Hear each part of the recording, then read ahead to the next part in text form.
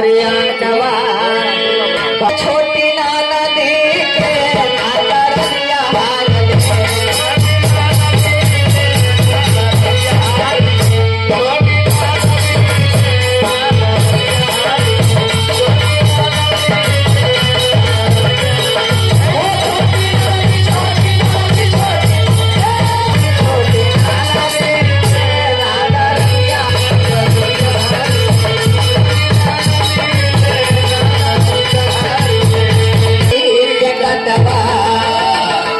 देवरा निकाले मोरे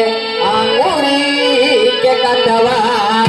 और छोटी नाना दी सैया दरसिया हाल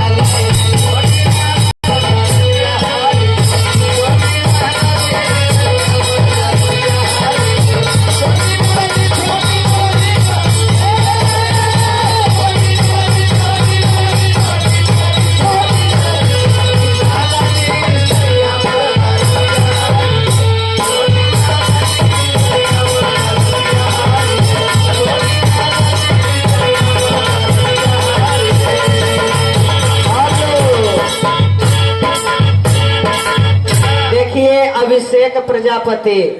इस शानदार 51 रुपया के पुरस्कार और आदित्य प्रजापति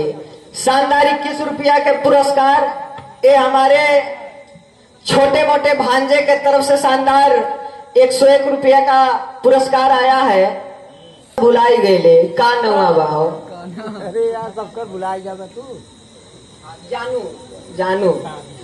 जानू प्रजापति देखा शिला नाम नहीं जानती बोला वाला जानते उनके तरफ से शानदार 101 रुपया का अनुदान आया। टीम के तरफ से हार्दिक बधाई हार्दिक देखिए परम आदरणीय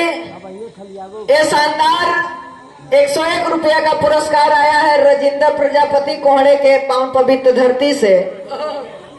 और हमारे सिस्टर जी गुड़िया प्रजापति दोनों लोग मिला करके शानदार 101 रुपया का पुरस्कार दिए हैं। टीम के तरफ से हार्दिक अभिनंदन हार्दिक बधाई है। लेकिन कहना बा अरे बहुत नदनवा अरे रिंकू प्रजापति बाटे बहुत नदनवा अरे छोटी नाना दी मोटा पतल बिहाव